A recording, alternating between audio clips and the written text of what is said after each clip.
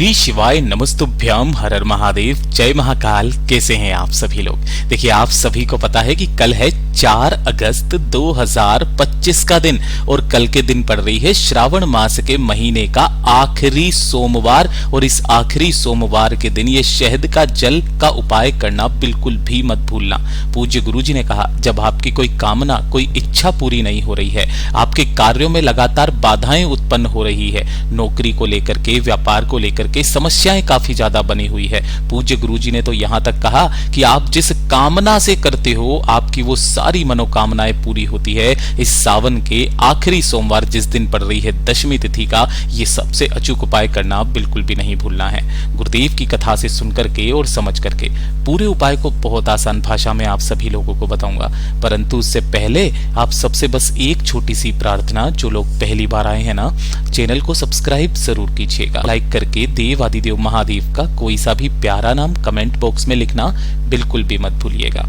इस पूरे वीडियो में हम 3 महा उपायों के बारे में बात करेंगे जो कि आपकी अलग अलग कामना पूर्ति के लिए सिद्ध होंगे, तो ध्यान से सुनना है और समझना है। सबसे पहले बात करते हैं हमारे पहले वाले उपाय की। देखिए, पहला वाला जो उपाय गुरुदेव ने कहा कि जब आपके कार्यों में बाधाएं एक के बाद एक उत्पन्न होती चली जाए, यानी कि आपके कार्यों में देरी हो रही है, बाधाएं हो रही है, आप उस कार्य को कराने के लिए काफी सारे लोगों के सामने हाथ फैला करके देख लिया, आपका वो कार्य नहीं हो पा रहा है, ठीक है। पूज्य गुरुजी ने ये तक कहा कि आपकी जो कामना है, जो इच्छा है, जिसके बीच में अगर कोई अड़चन भी आ रही है, तो इस वाले उपाय को आज के दिन करना ही करना है। ये चीज विशेष रूप से ध्यान से सुनिएगा।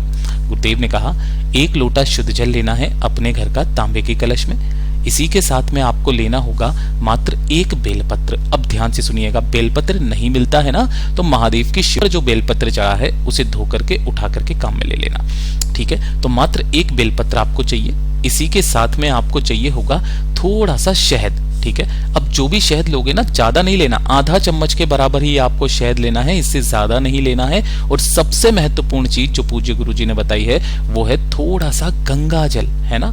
आज के दिन का ये उपाय सबसे अचूक उपाय है। पूज्य गुरुजी ने कहा, आज श्रावण का आखिरी सोमवार भी पड़ रहा है, साथ ही साथ सोमवार की दशमी तिथि भी पड़ रही है जिस दिन इस उपाय को किया जाता है, ठीक है। इन सभी को लेकर के आपको भोलेनाथ के मंदिर में पहुंचना है, शिवलिंग के पास में। गुरुदेव ने कोई समय नहीं बताया है, आप जिस समय जा सकते हो उस समय आप चले जाना। यहाँ पर आपको शिवलिंग के पीछे की तरफ, उत्तर दिशा की तरफ मुख करके आसन लगा करके बैठ जाना है। मैं हमेशा बताता हूँ, जब भी कोई उपाय करें आपका मुख उत्तर दिशा की तरफ में होना चाहिए। यहाँ पहुंचकर आपको सबसे पहले महादेव जी का जो भी पूजन अर्चन करना है वो आपको कर लेना है। उसके पश्चात जो आपने कलश लिया है, उस कलश के अंदर जल तो भरा ही है, इसी के अंदर थोड़ा सा गंगा जल और थोड़ा सा शहद डालकर अच्छे से मिला लेना। मिला लोगे, ध्यान रखना बेलपत्र इसके अंदर नहीं डालना है। जो बेलपत्र है उस बेलपत्र को हरिओम महादेव का स्मरण करके आपको इस कल स्पर्श करवाना है, और स्पर्श करवा करके इस बेलपत्र को महादेव करेंगे तो ऐसे समर्पित करेंगे कि डंडी धारी पत्ती का भाग आपकी तरफ किनके नाम से करोगे, धूत कर दीजिएगा। जब ये समर्पित हो जाए उसके पश्चात आपको लेना है जो कलश को ले लेना, और इस कलश को लेकर जल चढ़ाते हो तो 2 क्रम होता है, या तो आप शिवलिंग पर चढ़ाते हो या फिर आप सभी जगह पर थोड़ा थोड़ा सा, गणेश जी के पे, कार्तिकेय जी के पे, है ना, हर पर माता अशोक सुंदरी पर, फिर शिवलिंग पर, नंदी पर, ऐसे करके चढ़ाते हो। लेकिन यहां पर जल चढ़ाने का क्रम बदल जाता है।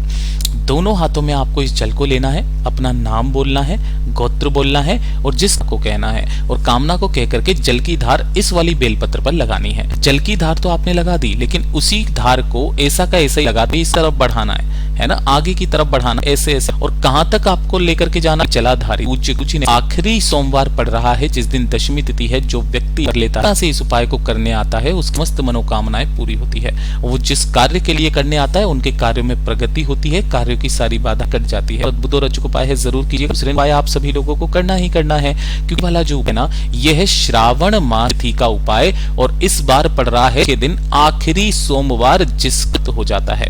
गुरुदेव ने कहा, जब आपके जीवन में धन को लेकर के समस्याएं हो रहा है, देव ने तो यहाँ तक कहा कि महाराजों को धन के जीवन में कभी भी कोई धन की कमी आप 1 साल लेकर के चल लीजिएगा, इस श्रावण सोमवार के दिन कीजिएगा। अगला जो सावन आएगा तब तक मेरा महादेव क्या देता है बताइएगा जरूर।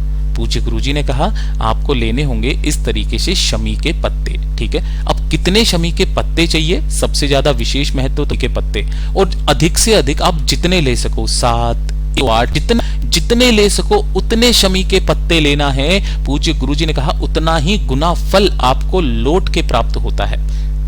आपको शमी के पत्ते ले, इसी के साथ में 1 लोटा घर तांबे के कलश में, विशेष रूप से ध्यान से सुना, और इसके अंदर थोड़ा सा मिला लेना है आपको गंगा जल, ठीक है। और जो सबसे महत्वपूर्ण चीज वो बताया है आपको शहद। आप ऊपर वाला उपाय और ये वाला उपाय दोनों साथ कर सकते हैं, ठीक है। तो तस रूप से लेंगे, कटोरी के अंदर लेना जो चौड़ी सी हो, ठीक है। ये आपको पता चलेगा कि क्यों, ठीक है। इन सभी को लेकर के आपको भोलेनाथ के मंदिर में पहुंचना है, शिवलिंग के पास में। श्रावण मास की दशमी तिथि जो पड़ रही है आखिरी सोमवार के दिन ही यहाँ पहुंचकर हमेशा की तरह बताऊंगा आसन लगा करके बैठ जाना है, जिस दिशा की तरफ में हो जाएगा। जो पूजा पाठ अर्चना करनी है वो पहले करना, और करने के सबसे पहले 1 लोटा शुद्ध जल अपना नाम और गोत्र बोल करके षडाक्षरी मंत्र या रुद्र मंत्र का स्मरण करते हुए शिवलिंग पर आपको धीरे समर्पित करना है। यानी कि कैसे सींचना है आपको जल। गुरुदेव ऐसे आप करो, धीरे धीरे करके जल समर्पित करो एक धारी से। कर दिया। करने के पश्चात आपको क्या करना है, 1 शमी। अब जो शमी का पत्ता भी कहां से तोड़ते हैं बताइए, एक तरीके से आपको शमी के पत्ते लेने। इस 1 शमी के पत्ते को उठाना और उठा करके जो आपने शहद लिया है उसी शहद के अंदर इस शमी के क्या कर देना है, डुबो देना है। यानी कि उसके ऊपर अच्छे से क्या लगा लेना है, पत्ते को शहद में डुबो करके, और अपनी कामना कहते हुए जो धन की समस्याएं आपके जीवन में आ रही है उसकी कामना करते हुए महादेव की शिवलिंग पर आपको इसे ऐसा का ऐसा ही एज इट इज क्या कर देना है, देना है। किस तरीके से, यहां पर शीर्ष पर इस तरीके से चिपका देना है। फिर आपको दूसरा शमी का पत्ता लेकर तीसरा उठाना है, तीसरा भी आप पर इस तरीके से चिपका देना है। हर एक शमी के पत्ते को शहद में भिगो कर आप शिवलिंग पर चिपकाते रहना है। अब बताया कि आपको यहीं पर करना है। आप पूरा धारी जलाधारी पर पूरे शिवलिंग पर आपको महाश्रृंगार शहद में, गुरुदेव ने कहा शिव महापुराण कर्म इसका सबूत देता है कि जो व्यक्ति श्रवण शहद में भीगे हुए शमी के पत्तों से शिवलिंगार भी कर देता है, मेरा महाराज उस व्यक्ति के जीवन में कभी भी वो से नहीं जूझेगा, उसके जीवन में कभी भी धन की कमी नहीं आएगी। ये वाला उपाय पिछले वाले इसकी दशमी तिथि को हमने भी किया था कुछ इस तरीके से। मैंने तो 108 शमी के पत्ते चिपकाए थे। महादेव की कृपा ही है कि कभी कोई धन की समस्या नहीं आई है। गुरुदेव का बहुत अद्भुत और अचूक उपाय है, जरूर कीजिएगा। अब बात करते हैं हमारे तीसरे वाले उपाय की, जो कि योग से अंतिम उपाय है। और जितने सुन रही हैं देख रही हैं अपने बच्चों के लिए, अब व्यक्तियों के लिए जो कि गलत रास्ते पर, गलत रास्ता मतलब किस तरीके से, शराब सिगरेट का सेवन करते हैं, पर में पड़ बहुत गुस्से हैं, लड़ाई झगड़ा करते हैं, गाली गलौज बोलते हैं, पढ़ाई लिखाई नहीं करते हैं, भी सभ्य स्थिति में अगर आपके परिवार के वो व्यक्ति वो बच्चे नहीं है ना, तो पूज्य गुरुजी ने कहा जितनी भी माताएं बहनें इस कथा पांडाल में, जितने भी यूट्यूब फेसबुक पर सुन रहे हैं, वो स्त्री इस वाले उपाय को आज के दिन करना बिल्कुल मत भूलना। सावन का आखिरी सोमवार, साथ श्रावण मास की दशमी तिथि भी है। गुरुदेव ने कहा आपको लेने होंगे गिन करके इस तरीके से बेलपत्र। कितने लेने हैं, 31 बेलपत्र आपको लेने हैं, जो कहीं से भी खंडित कटे फटे ना हो। नहीं मिलती है भोलेनाथ की शिवलिंग से उठा लेना, उन्हें स्वच्छ जल से धो करके काम में ले लेना। 31 बेलपत्रों को लेकर के साथ ही साथ आपको लेने होंगे 31 ही चावल के दाने। ये जो चावल के दाने होंगे वो कैसे होंगे, अक्षत होंगे, पूर्ण होंगे, कहीं से भी टूटा हुआ चावल का दाना ना हो, विशेष रूप से ध्यान से सुनिएगा। और 1 लोटा शुद्ध जल लेना है अपने घर का तांबे के कलश में। इन सभी को लेकर के आपके घर के आसपास जो भी भोलेनाथ का मंदिर हो, शिवालय हो, शिवलिंग के पास में जाना, शिवलिंग के पीछे की तरफ आसन लगा करके बैठना। आप जैसे नियमित रूप से महादेव की शिवलिंग का अभिषेक पूजन करते हो पहले वो कर लेना। करने के पश्चात 1 लोटा शुद्ध जल भोलेनाथ की शिवलिंग पर समर्पित करना। श्री शिवाय नमस्तुभ्यम मंत्र का स्मरण करते हुए, किनके नाम से, तुम रुका महादेव के नाम से। अब विशेष रूप से ध्यान से सुनिएगा, जब आप जल समर्पित करेंगे तब आपको क्या करना है, उस व्यक्ति का नाम और गोत्र बोलना है, उस बच्चे का या उस व्यक्ति का, पति का, भाई का नाम और गोत्र बोलना है जिसके लिए आप इस उपाय को कर रहे हो।